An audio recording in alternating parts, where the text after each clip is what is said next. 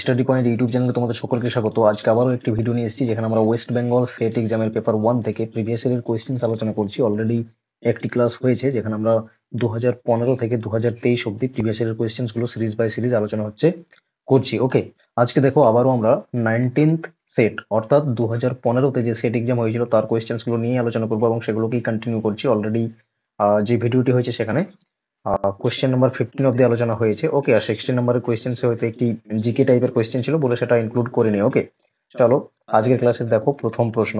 আর এইভাবেই প্রত্যেকটি ক্লাসেস পেতে চ্যানেলটি সাবস্ক্রাইব করে রাখো এবং সঙ্গে থাকো যাতে ইনস্ট্যান্ট ভিডিওগুলো পেতে পারো। ওকে, দেখো আজকের ক্লাসের প্রথম প্রশ্ন বলা হয়েছে educational TV was first introduced in India in which year? ইন্ডিয়াতে কোন সালে এডুকেশনাল টিভি চ্যানেল প্রথম ইন্ট্রোডিউস করা হয়েছিল? ওকে, তো এর কারেক্ট অ্যান্সার হয়ে যাবে অপশন নাম্বার এ, 1959-এ। ডিটেলস এক্সপ্লেনেশন দেখো এবং সঙ্গে আরো কিছু গুরুত্বপূর্ণ তথ্য জেনে নাও। দেখো, educational televisions in India was introduced on 24th January 1959। Okay, আর এই টিভি চ্যানেল বা টেলিভিশন, এডুকেশনাল টেলিভিশন লঞ্চ করাতে বা ইন্ট্রোডিউস করাতে ইন্ডিয়াকে সহযোগিতা করেছিল UNESCO. Okay, United Nations educational, scientific and cultural organization হচ্ছে ফুল ফর্ম ইউনেস্কো। ঠিক আছে, এবং এই প্রোগ্রামটি দিল্লিতে ইনিশিয়েটিভ নেওয়া হয়েছিল। আর এটা মেনলি সেকেন্ডারি স্কুল স্টুডেন্টস যারা রয়েছিল তাদেরকে এম করে ইন্ট্রোডিউসড করা হয়েছিল। ওকে, যে ইনিশিয়েটিভটি কিন্তু এখন যেগুলো আমাদের ডেডিকেটেড টিভি চ্যানেল রয়েছে, ঠিক আছে, যেমন স্বয়ংপ্রভা, এগুলোর একটা কি ভিত্তি তৈরি করে দিয়েছিল সেই তখনই 1959-এ, যেগুলো আজকে ভীষণভাবে প্রচলিত। ঠিক আছে, স্বয়ংপ্রভা এই ধরনের দূরদর্শন এডুকেশনাল প্রোগ্রাম সেগুলো ভীষণভাবে এখন অ্যাক্টিভ।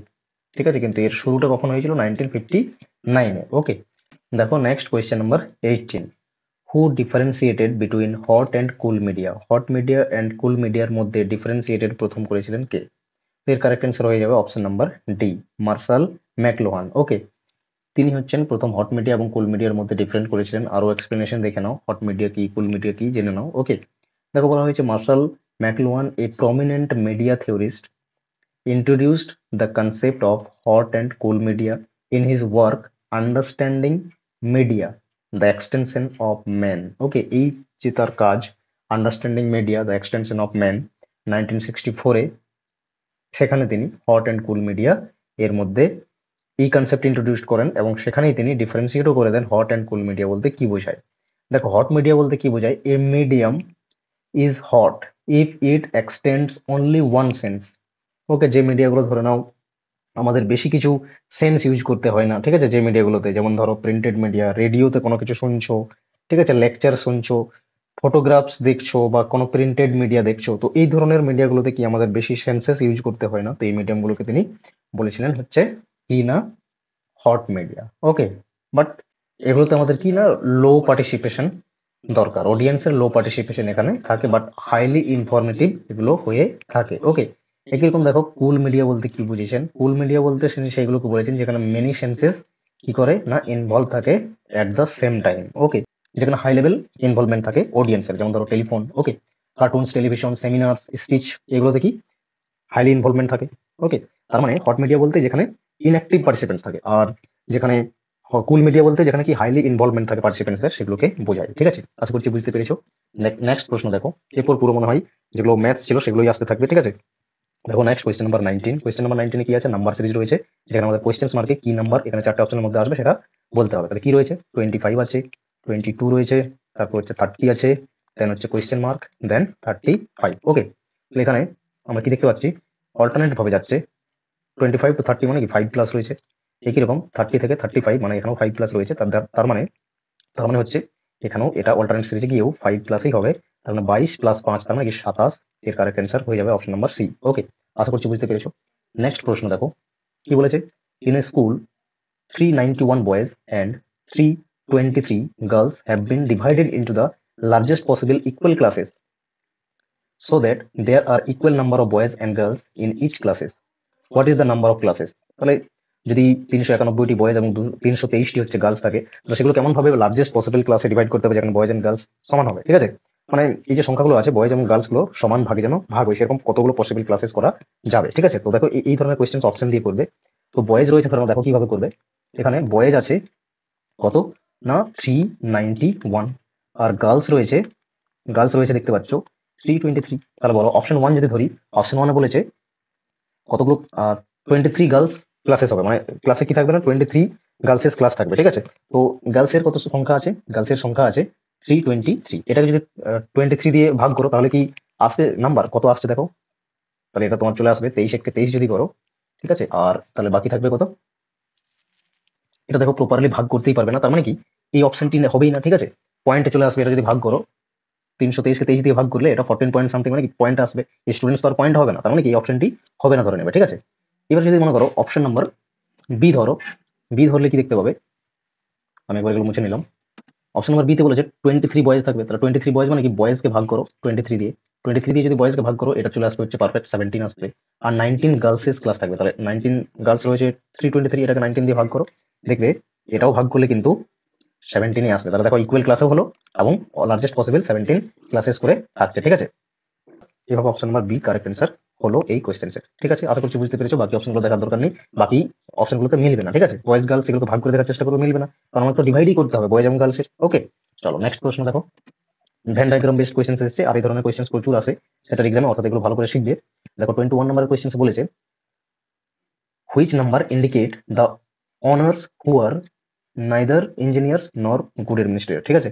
মানে কি করতে হবে, অনার্স দেখতে হবে যারা ইঞ্জিনিয়ারও নয় এবং অ্যাডমিনিস্ট্রেটরও গুড অ্যাডমিনিস্ট্রেটরস নয়। ওকে, তাহলে দেখো এফ হচ্ছে ডিনোট করছে গুড অ্যাডমিনিস্ট্রেটর, ই হচ্ছে ডিনোট করছে ইঞ্জিনিয়ার, আর জি হচ্ছে ডিনোট করছে অনার। ওকে, তাহলে এইবারে দেখো তার মানে কি ওভারলে করবে না, মানে কার মধ্যে একটা এমন এরিয়া খুঁজতে হবে তোমাকে যে এরিয়াটা হচ্ছে অনার হবে, ঠিক আছে? মানে এই সার্কেলের মধ্যে আসবে বাট বাকি দুটো ফিগারে আসবে না। তাহলে কি আছে এরকম, অনলি টু রয়েছে, ঠিক আছে?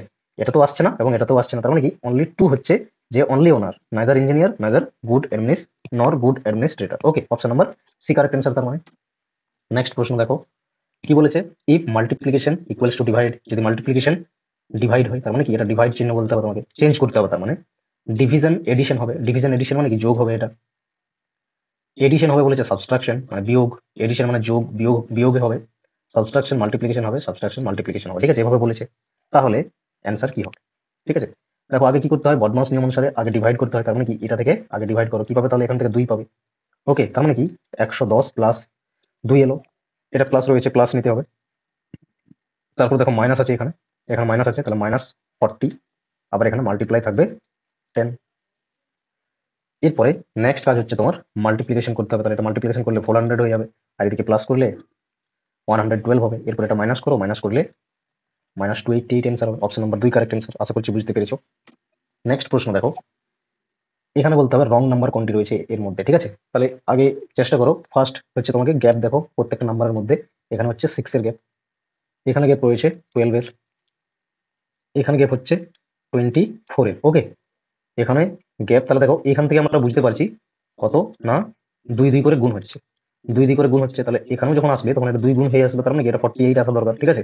কিন্তু 47 আর 48 এটা যদি যোগ করো তাহলে কত হচ্ছে 95 হচ্ছে, বাট এখানে কত আছে 96 আছে, তাহলে এটা 95 হওয়া দরকার ছিল। তারপরে সংখ্যাটা কত আসতো, তারপরে সংখ্যাটা 48 দুগুণে 96, তার মানে এখানে 96 আসতো, ঠিক আছে? তাহলে 96, তারপরে কিন্তু মিলে যাচ্ছে, 96 আর 95 গুণ করবে তাহলে 191 হবে, তার মানে কি 96 হচ্ছে এখানে রং সিরিজ, ঠিক আছে? আশা করছি বুঝতে পেরেছো। দেখো নেক্সট প্রশ্ন, in certain code teacher is written as, এভাবে টিচারের কোড যদি লেখা হয় তাহলে চিলড্রেনের কোড কি হবে? এই প্রশ্নগুলো করার জন্য তোমাকে কি করতে হবে, পুরোপুরি আগে রিলেশন দেখবে যে যে ওয়ার্ড এবং যে তার কোড দিয়ে রেখেছে সেটার মধ্যে কি রিলেশন থাকছে।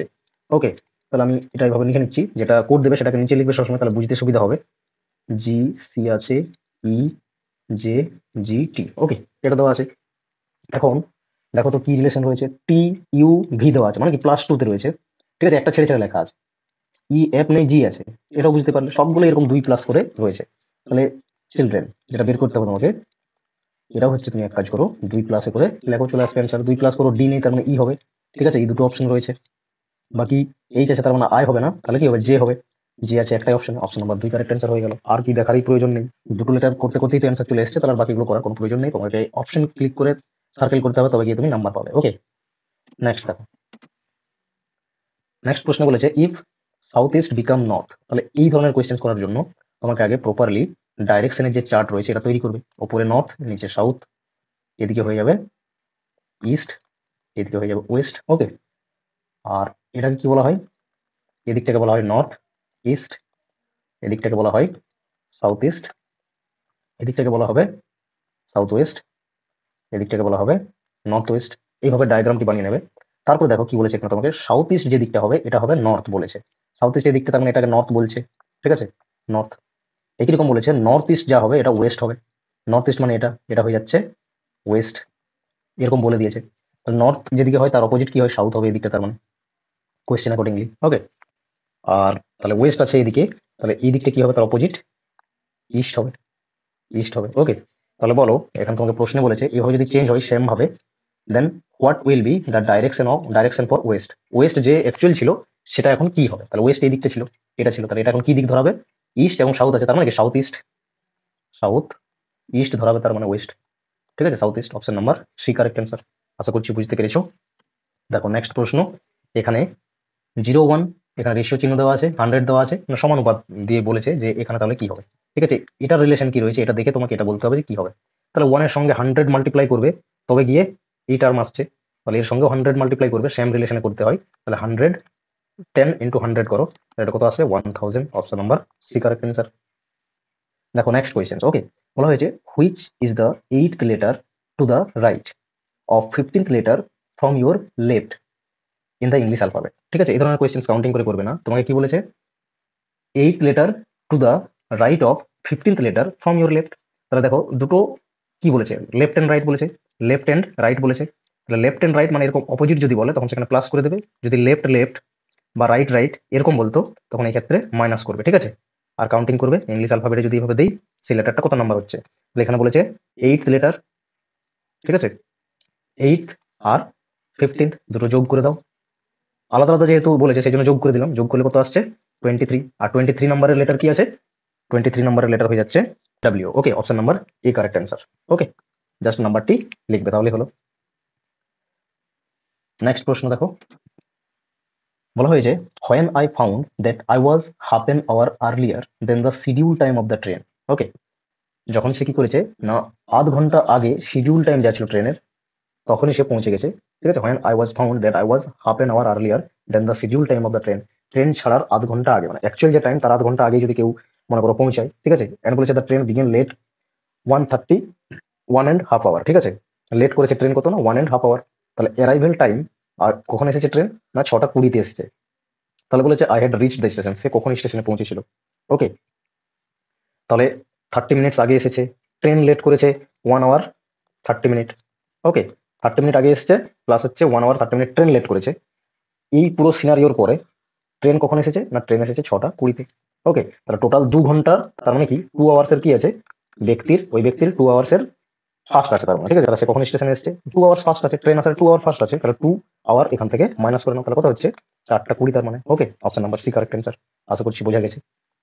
ওকে, তাহলে টোটাল আমরা 30 কোয়েশ্চেন্স আজকে কাল এবং আজকের ক্লাসে মিলে আলোচনা করেছি। ওকে, আগের ক্লাসটি অবশ্যই দেখে নেবে, ডেসক্রিপশনে লিংক দেওয়া আছে।